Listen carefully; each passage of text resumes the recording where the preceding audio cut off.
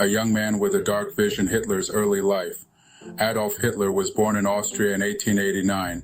His early life was unremarkable. He was a quiet child. He dreamed of being an artist, yet he also harbored resentment towards others. Hitler moved to Vienna as a young man. He was rejected by the art academy. He lived in poverty. He developed a deep hatred for immigrants and Jews. He blamed them for his misfortunes. He saw them as a threat to Germany's purity. These prejudices festered within him. They would later form the basis of his hateful ideology. World War I gave Hitler a sense of purpose. He joined the German army. He fought bravely and was awarded for his service. However, Germany's defeat in the war left him feeling betrayed. He believed Germany had been stabbed in the back. He vowed to restore his nation to its former glory. The rise of the Nazi Party from beer halls to power. After the war, Hitler joined a small political party. It was called the National Socialist German Workers' Party.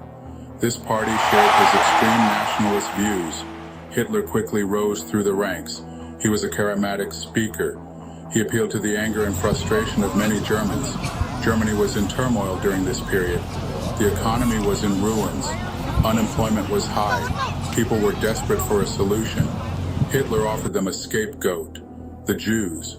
He also promised to restore Germany to its former glory. In 1923, Hitler attempted to seize power in a failed coup. He was imprisoned. While in prison, he wrote his autobiography, Mein Kampf, or My Struggle. In this book, he outlined his hateful ideology. He called for the extermination of the Jews. He detailed his plans for German expansion. Despite his radical views, Hitler's popularity grew. The Nazi Party gained seats in parliament. By 1933, they were the largest party in Germany. Hitler was appointed chancellor. He quickly consolidated his power. He abolished democracy. He established a totalitarian state. A continent engulfed, the horrors of World War II. Hitler's rise to power had devastating consequences for the world. He was determined to expand Germany's territory. He ignored the Treaty of Versailles. He rearmed Germany. He invaded Poland in 1939. This act triggered the start of World War II. Under Hitler's leadership, Germany conquered much of Europe. His armies were ruthless. They committed unspeakable atrocities. Millions of innocent people were murdered. Jews were rounded up and sent to concentration camps. They were subjected to forced labor, starvation, and mass extermination. The war raged on for 6 long years. It was a global conflict. Millions of soldiers and civilians lost their lives. The world witnessed the horrors of modern warfare. Hitler's ambition had plunged the world into darkness. Section 4. The Fall of the Third Reich. From hubris to defeat. Despite early successes, Hitler's fortunes began to turn. His invasion of the Soviet Union in 1941 proved to be a fatal mistake. The German army faced fierce resistance. They were ill-prepared for the harsh Russian winter.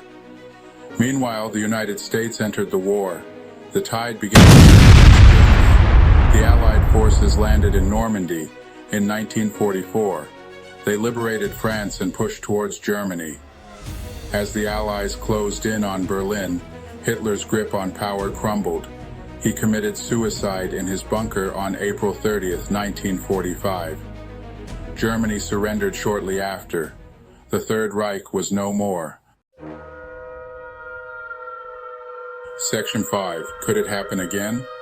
Echoes of the past, challenges of the present. Hitler's rise and fall serve as a stark reminder of the dangers of extremism. His ideology was built on hate, prejudice, and a lust for power. It led to the deaths of millions and caused unimaginable suffering. The question remains, could such a tragedy happen again? The world today is a different place. International institutions like the United Nations work to prevent conflict. Human rights are enshrined in international law. Yet, we must remain vigilant. Extremism, intolerance, and nationalism are still present in our world. They can manifest in different forms. They can exploit economic anxieties. They can prey on social divisions. Education is our most powerful weapon against hatred. We must learn from the mistakes of the past. We must teach tolerance and respect for all people. We must stand up to injustice and discrimination wherever we see it. Only then can we hope to prevent history from repeating itself.